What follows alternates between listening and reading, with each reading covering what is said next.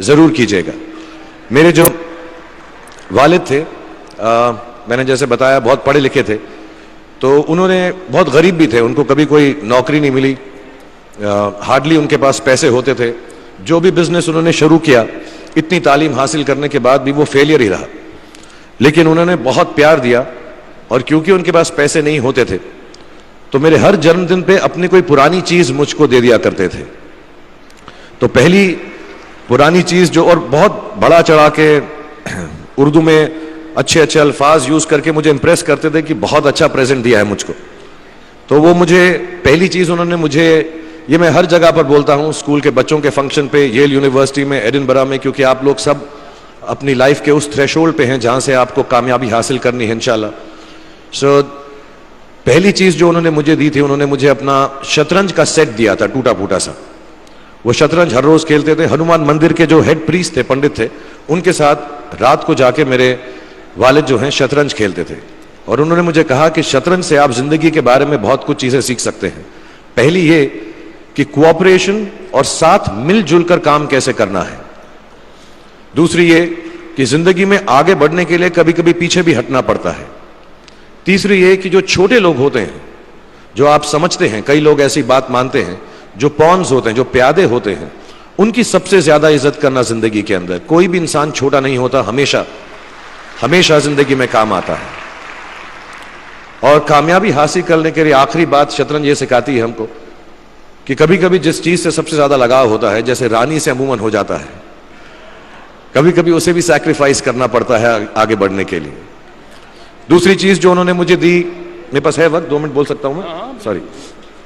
दूसरी चीज जो उन्होंने मुझे दी थी, वो एक टाइपराइटर दिया था। आज के जमाने में आई डोंट थिंक किसी को, बहुत सारे बच्चे होंगे यहाँ पे जिनको मालूम भी नहीं होगा टाइपराइटर कैसा लगता है। अब सब कंप्यूटर पे काम करते हैं। तो टाइपराइटर के ऊपर जब आदमी लिखता है और अगर गलत लिखता है तो उसको मिटाने में बहुत तकलीफ होती है। So you have to be very diligent, बहुत ध्यान से लिखना पड़ता है, हम गलती नहीं कर सकते। और टाइपेक्स यूज करते थे टाइप को निकालने के लिए, कभी उंगली फंस जाती थी उसकी कीज के बीच में, मगर बहुत मेहनत से, बहुत डिलिजेंस से काम करना पड़ता था। तो जब मैं उस पर टाइपिंग सीखा स्कूल में कॉमर्स करते वक्त, so the only thing I realise is that practice makes you perfect. तो जो भी काम आप जिंदगी में करें उसको डिलिजेंस से करें, ऐसा करें कि कोई गलती ना हो, अपना पूरा दिमाग लगाकर करें, सोच समझ कर करें, ऐसे करें कि ये काम जिंदगी में आपका पहला काम है और इसके बाद आपको मौका नहीं मिलेगा, और शायद ये काम आपका जिंदगी का आखिरी काम है, इसके बाद फिर मौका नहीं मिलेगा। So do it with that kind of diligence. तीसरी चीज उन्होंने मुझे कैमरा दी थी, क्योंकि बहुत गरीब थे, वो कैमरा चलता नहीं था बिल्कुल भी, सिर्फ उसके व्यू फाइंडर से बड़ी अच्छी अच्छी तस्वीरें दिख जाती थी, लेकिन खिंचती बिल्कुल भी नहीं थी। और इससे मुझे उन्होंने सीख दी कि जो हमारी क्रिएटिविटी होती है, हम जो भी, कभी कभी हमारी हॉबी होती है, कभी कभी हमारा उससे प्यार होता है, लेकिन हम उसको अपनी नौकरी नहीं बना सकते, अपना काम नहीं बना सकते। बहुत कम लोग ऐसे फॉर्चुनेट होते हैं जैसे मैं हूं कि जो मेरी हॉबी थी, जिस चीज से मुझे प्यार था, कलाकारी से, एक्टिंग से, वो मेरा पेशा भी बन गया।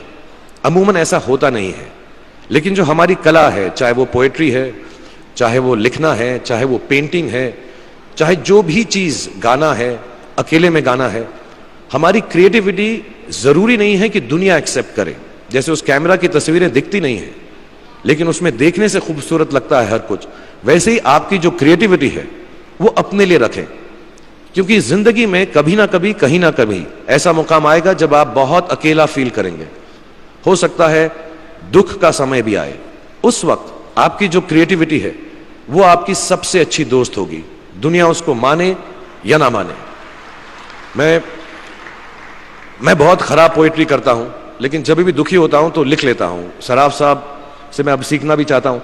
मैं रेखता पे जाऊंगा, मुझे लगता है ये कमाल की साइट है, थोड़ी मैं शायरी वगैरह सीखूंगा। मेरी शायरी बहुत खराब है कि हमने तुम्हारी याद में रो रो के टब भर दिए, वो आए और नहा कर चल दिए, इस लेवल की पोएट्री है। लेकिन जब दुख होता है, ये भी बैठकर जब लिखता हूं तो बहुत दिल को शांति मिलती है।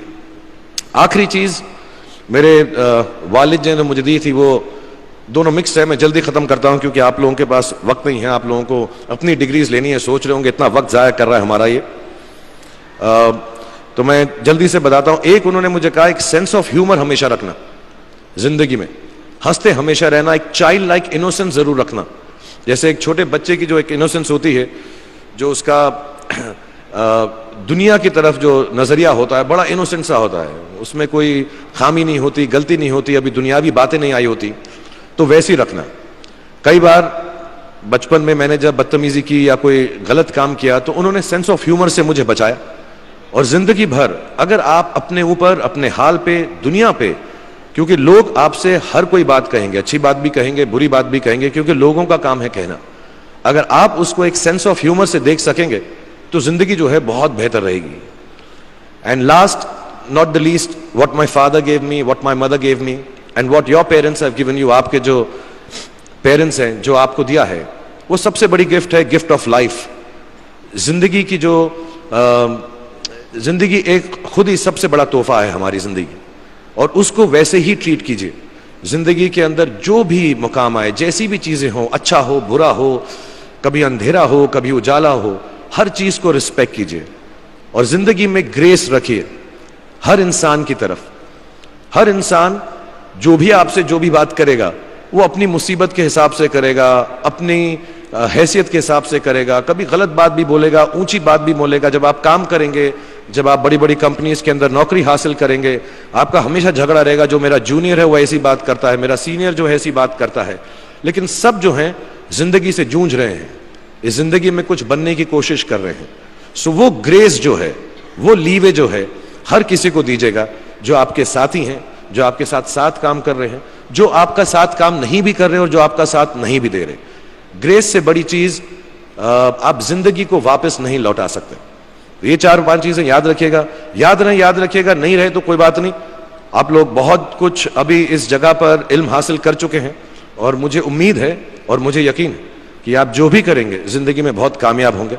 और फिर से मैं मौलाना आज़ाद नेशनल उर्दू यूनिवर्सिटी का शुक्रिया अदा करना चाहूँगा कि मुझे यहाँ पर बुलाया, आपसे मुखातिब होने का मौका दिया। थैंक यू वेरी मच, बहुत बहुत शुक्रिया।